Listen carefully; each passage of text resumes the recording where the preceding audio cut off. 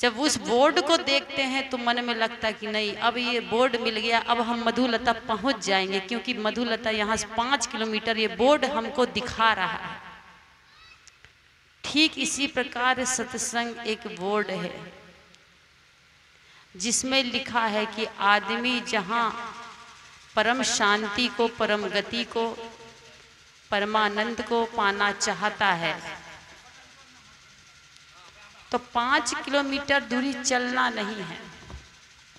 क्या कर्म करना है, कैसा कर्म करना है, उस कर्म को इस सत्संग रूपी बोर्ड जो है वो निर्देश करता है। सदगुरु कबीर साहब जी बड़ा सुंदर एक साखी में कहते हैं कि भक्ति नसैनी मुक्ति की संत चढ़ी सब धाय, जिन जिन मन आलस किया जन्म जन्म पछताए। सदगुरु कबीर साहब कहते हैं कि भक्ति नसैनी है मुक्ति तक पहुंचने की। जो आदमी मुक्ति को प्राप्त करना चाहता है, परमानंद को प्राप्त करना चाहता है, स्वस्वरूप स्थिति को प्राप्त करना चाहता है, तो वो भक्ति करे। मानव तन को पाकर प्रत्येक व्यक्ति को भक्ति करना चाहिए।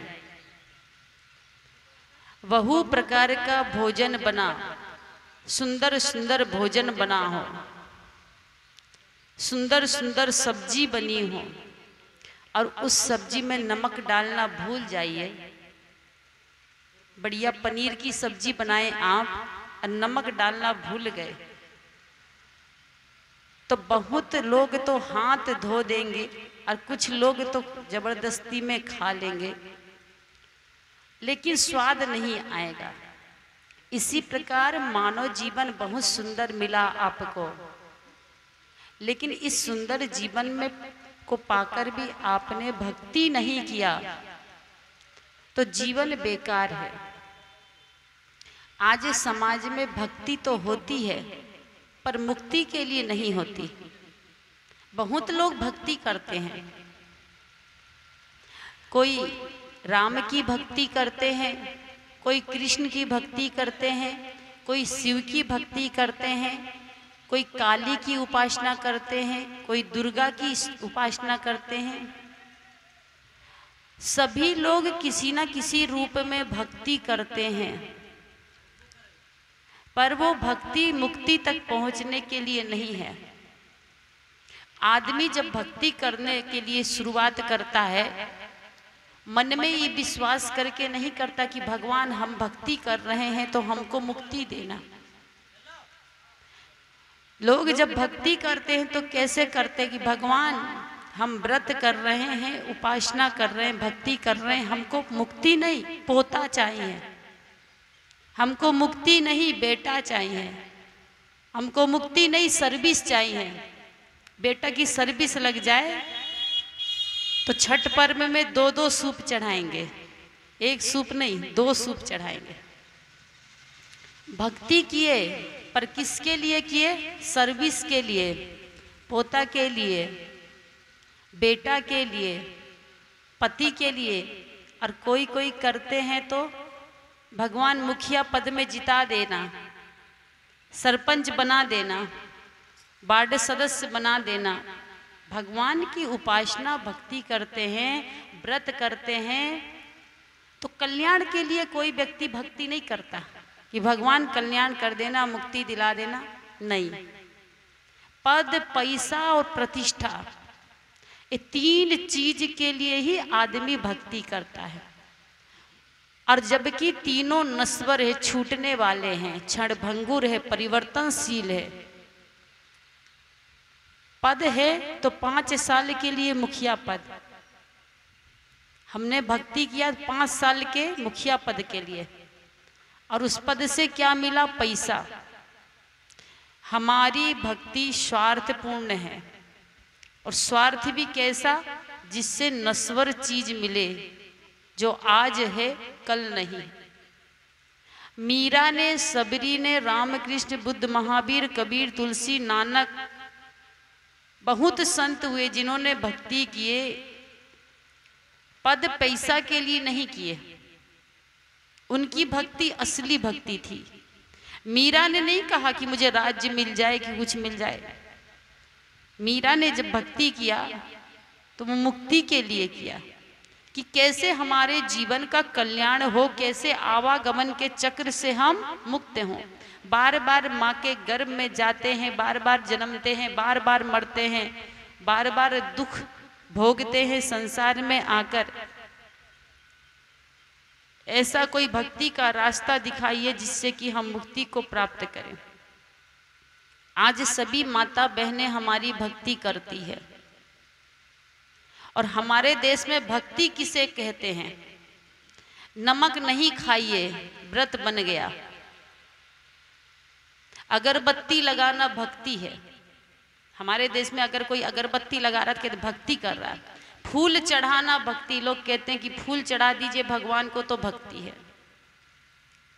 अगरबत्ती दिखाना, दिया जलाना, नमक नहीं खाना, दिन भर भूखे रहना, 1 दिन 2 दिन और कभी कभी तो 9 दिन। और 9 दिन भूखे रहेंगे तो भगवान जितने ज्यादा दिन रहिए उतने ही खुश होते हैं। आप जितना भोजन को त्याग दीजिए, जितना शरीर को कष्ट दीजिए, भगवान उतने ही ज्यादा खुश होते हैं।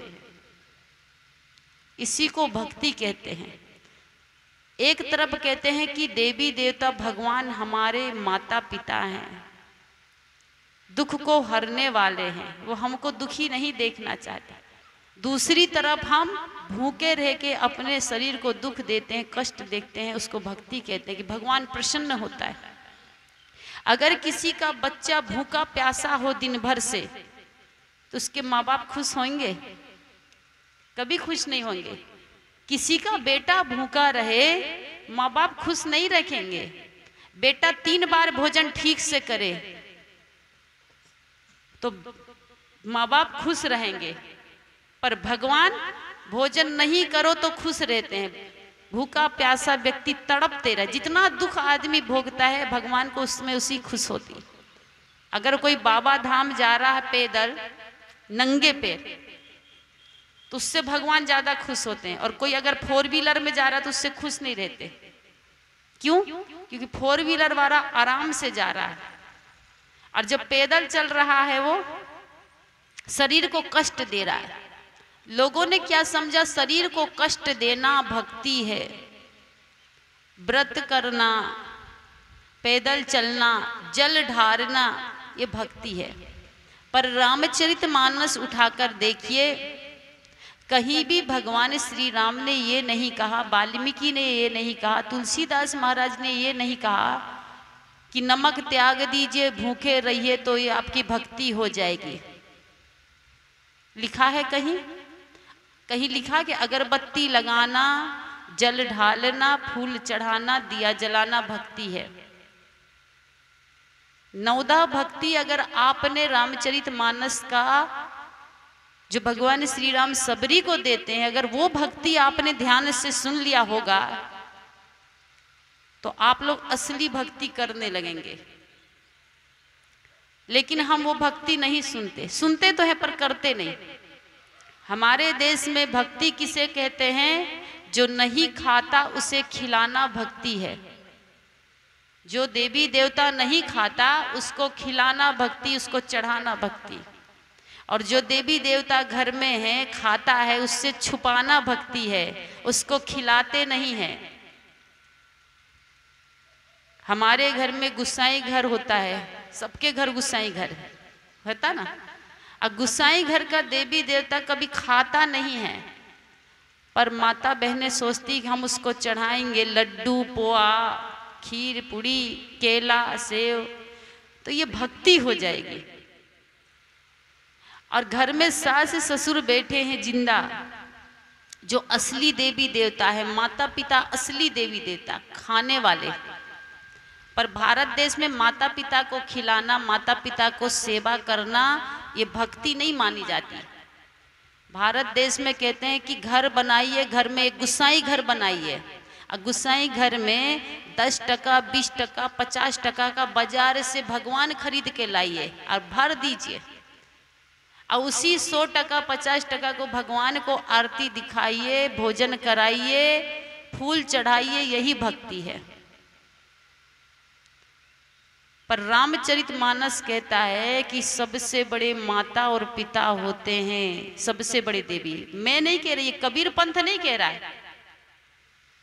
भगवान श्री राम उठकर क्या करते थे? सुबह उठते थे तो गुसाई घर में जाके गोड़ लगते थे कि प्रणाम किसको करते थे? सुबह उठकर प्रातः काल उठो रघुनाथा, मात पिता गुरु नाभः माथा।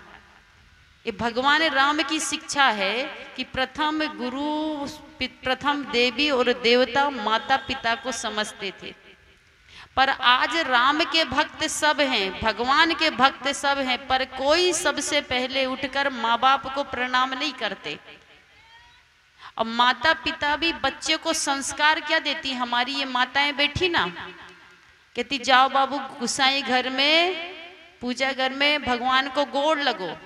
ये माता बहनें कभी शिक्षा नहीं देती कि जाओ माता पिता बैठे हुए हैं, दादा दादी बैठे हुए हैं, इनको प्रणाम करो। सुबह से बच्चों को कभी प्रणाम करना नहीं सिखाती कोई माता नहीं, सब चीज सिखाती। बच्चे को डांस करना सिखाएंगे, बच्चा नाच के बताओ तो मोबाइल में गाना लगा देंगे, नचाएंगे।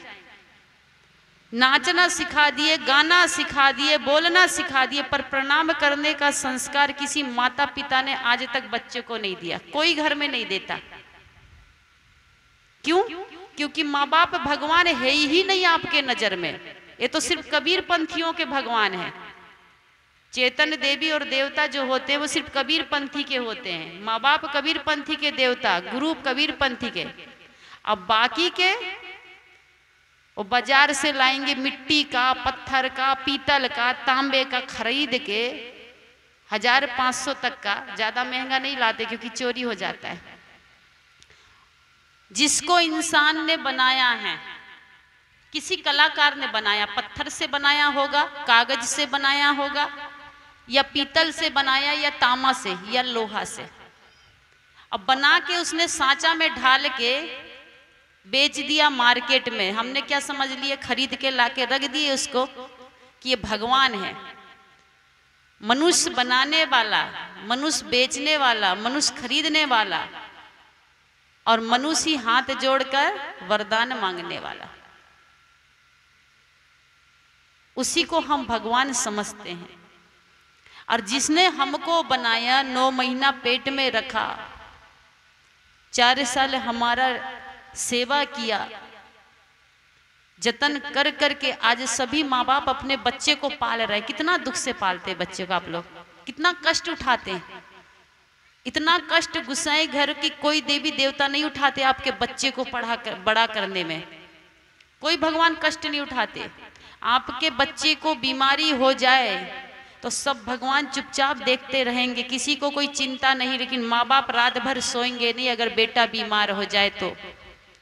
माता पिता को नींद नहीं आएगी कि मेरे बेटा को बीमारी हो गई। लेकिन आदमी जो देवी देवता सब कुछ देता है उसको कुछ नहीं समझता, और जो देवी देवता कुछ नहीं देता उसको सब कुछ समझता है।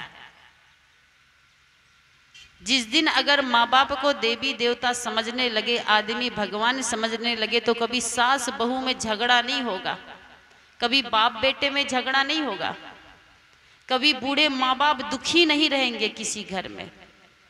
आज माँ बाप रोते हैं कि बेटा बहू हमको कुछ नहीं समझते। क्यों रोना पड़ रहा है आपको? क्योंकि आपने बेटा बहू को सब कुछ दिया पर संस्कार नहीं दिया।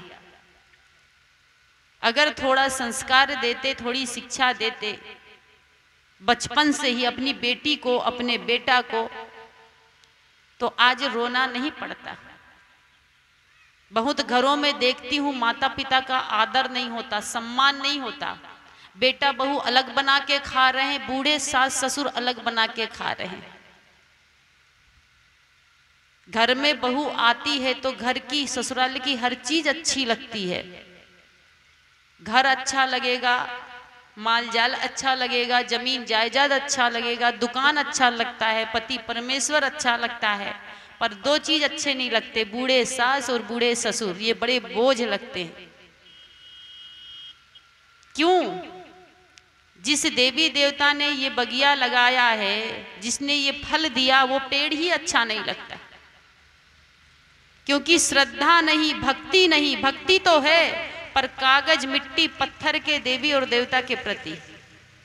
आदमी तो भारत का इतना महान है कि इस बांस के खुट्टा में अभी अरवा चावल और सिंदूर पोत दिया जाए तो इसको भी प्रणाम कर लेगा, उसमें भी भगवान दिखता है, नीम में भी भगवान दिखता है, पीपल में, बरगद में, केला में, सब में भगवान नजर आता है, कण कण में भगवान नजर आता है। पर किसी बहू से पूछो कि सास ससुर में भगवान होता है, कभी दर्शन किए हैं?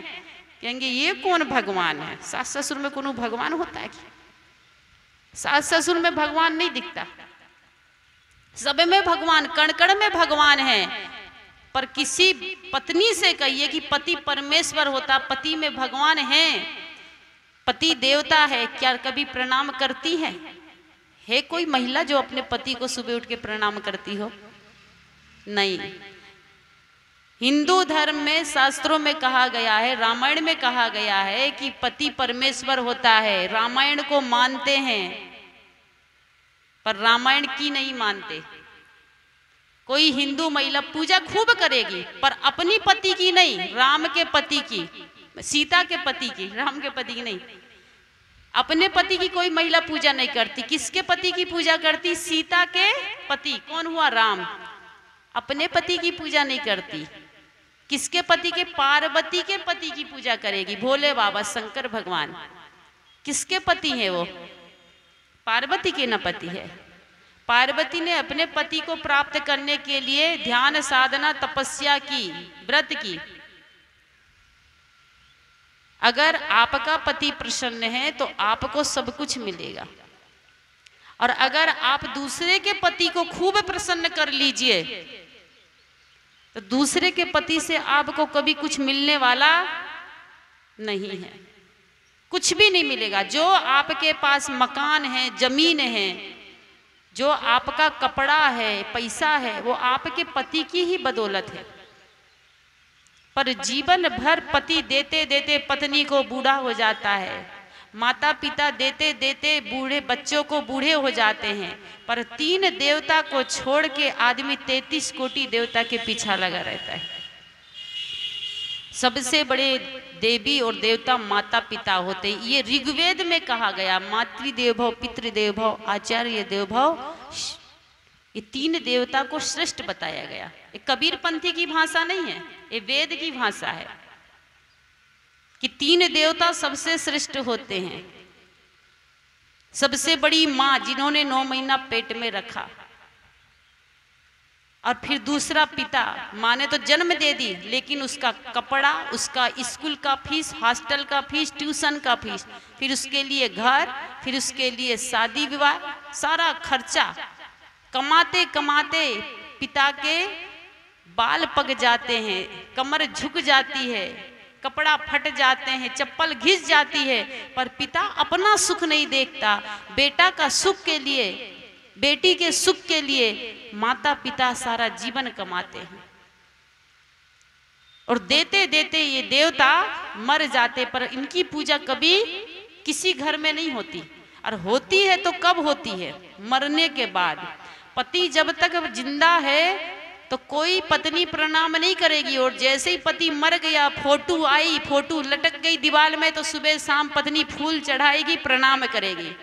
फोटो को प्रणाम करने में शर्म नहीं आएगी। जिंदा थे तो इसको प्रणाम नहीं किए। फोटो को माँ बाप जब तक जिंदा थे तो कोई बेटा भी प्रणाम नहीं कर रहा। जैसे ही माँ बाप मर जाएंगे, फोटो बनवाएंगे, दीवार में लटका देंगे, रोज अगरबत्ती दिखाएंगे, फूल चढ़ाएंगे कि हमारे माँ बाप बहुत अच्छे थे। कब मर गए तब, जब जिंदा थे तब कभी ठीक से बैठकर बात भी नहीं करते।